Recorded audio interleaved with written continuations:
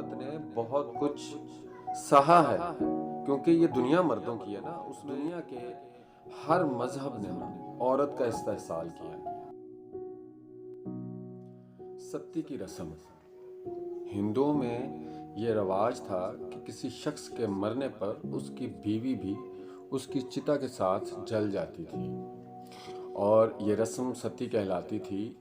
ستی کے معنی صادقہ کے ہیں، اور رفتہ رفتہ یہ کلمہ ایسی عورت کو کہا جانے لگا جو عورت اپنے شوہر کے مرنے کے بعد اس کے ساتھ زندہ جلا دی جاتی تھی۔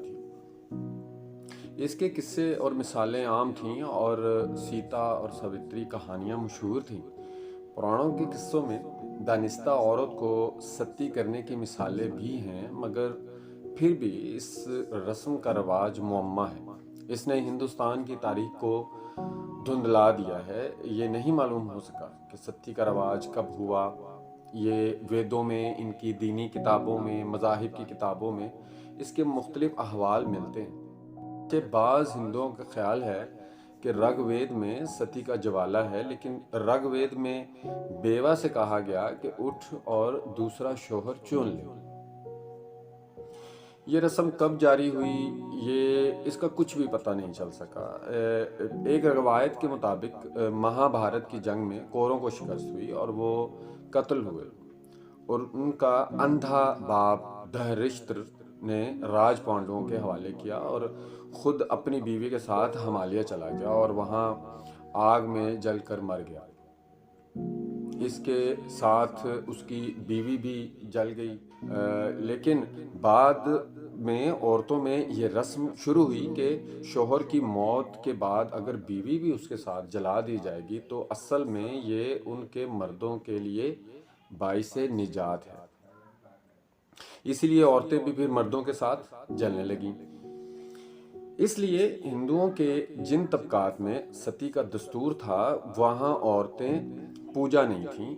ان کے ذہنوں میں یہ بات بیٹھی ہوئی تھی کہ وہ اپنے شوہروں کی اطاعت کریں اور اس کے موت پر اس کے ساتھ ہی چتا میں اس کے ساتھ جلا دی جائے۔ ہاتھ کی کسی پور کو ہلکی سی آگ چھو لے تو ہماری کیا کیفیت ہو جاتی ہے، تو ایک زندہ انسان اس طرح سے جلایا جانا یہ ایک بہت بڑا معمہ تھا۔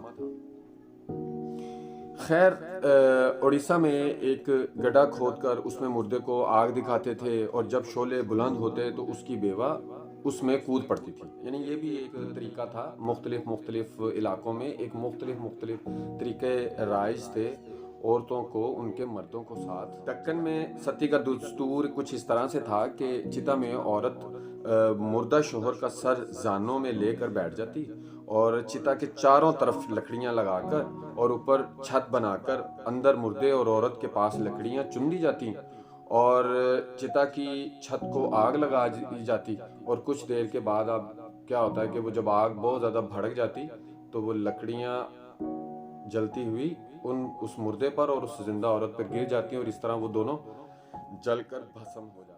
ایک برہمن ستوکسی علاقے میں مر گیا تو 2 ہفتے کے بعد اس کی اطلاع گھر والوں کو ملی۔ انہوں نے اس کی بیوہ ہوملیا، جس کی عمر تقریباً کوئی 14-15 سال تھی، ستی کرنے کا فیصلہ کر دیا۔ اس کی چتا گاؤں میں موجود اس کے قریب ترین رشتہ داروں نے تیار کی۔ لڑکی کے باپ پٹنہ تیواری جو کسی اور علاقے میں رہتے تھے اس سے بھی اطلاع دی گئی۔ یہ نہیں معلوم ہو سکا کہ ہوملیا ستی کے لیے راضی تھی یا نہیں، لیکن ہم یہ فرض کر لیتے ہیں for the sake of arguments کہ وہ راضی تھی۔ ابتدائی رسوم کے بعد ہومولیا چتا پر بیٹھ گئی اور اس کے چچا شیو لال نے چتا کو آگ لگا دی، مگر آگ کی تپش ہومولیا کو ناقابل برداشت ہو گئی اور وہ چتا سے باہر نکلی اور اس نے دوڑ لگا دی، ایک طرف دوڑنے لگی تو جا کے قریبی ایک باولی میں پانی میں جا کر لیٹ گئی۔ شیو لال نے ایک چادر اس کے قریب زمین پر پھیلا دی اور ہومولیا کو اس پر بیٹھنے کے لیے کہا۔ ہومولیا نے انکار کر دیا اور کہا کہ نہیں، میں تو اس کے اوپر نہیں بیٹھوں گی، مجھے چھوڑ دو، میں تمہارا گھر چھوڑ دوں گی، میں یہ سنسار چھوڑ دوں گی، لیکن میں اس کے ساتھ اس طرح سے زندہ نہیں جلوں گی، مجھے ان شعلوں میں مت پھینکا جائے۔ لیکن خیر اس کے چچا نے اس کو بہت تسلی دی اور اس کو کہا کہ میں تمہارے ساتھ ہوں، میں بالکل تمہیں اس میں نہیں جلنے دوں گا، اور اس کو اعتماد میں لے کر اس کو وہاں سے باہر نکالا۔ یہ نہیں کہ عورتیں ستی سے بھاگنے کی کوشش نہیں کرتی تھیں، ہاں جو لوگ نکلنے میں کامیاب ہو جاتے تھے، یا عورتیں جو بچ جاتی تھیں تو وہ بیچاری بڑی کرب سے گزرتی تھیں، ان کی زندگی بڑی ایک درد بھری ہوتی۔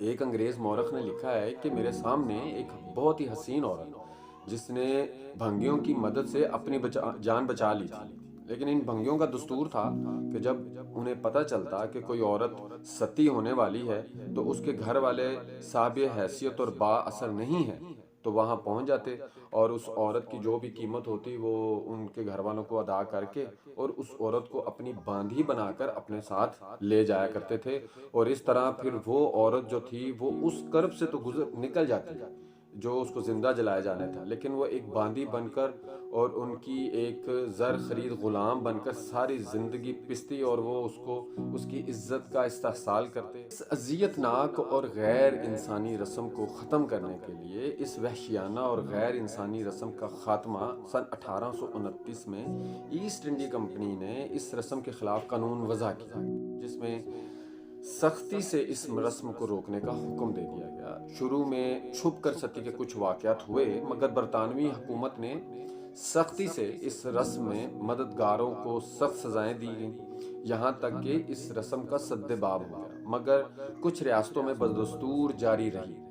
مہاراجہ رنجیت سنگھ کی 1839 میں ارتھی پر اس کی بیوی مہتاب دیوی اور 3 لونڈیاں ستی ہوئی تھیں، مگر اس کے بعد انگریز حکومت نے باقی ریاستوں میں بھی ستی کی رسم ختم کرنے کا حکم جاری کیا، اور آخری ستی پنجاب میں سن 1845 میں ہوئی تھی۔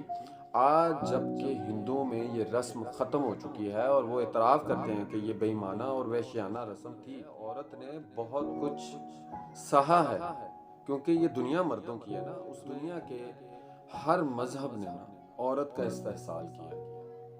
واحد ایک اسلام ایک ایسا مذہب رہا ہے جو تا قیامت تک قائم رہے گا، جس میں عورت کو ایک مقام دیا، ایک independence the, freedom of speech دیا، اس کے رائٹ وضع کیے قرآن میں۔ لیکن ہم یہاں پر اس بحث میں نہیں پڑیں گے کہ کس مذہب نے کم یا زیادہ استحصال کیا۔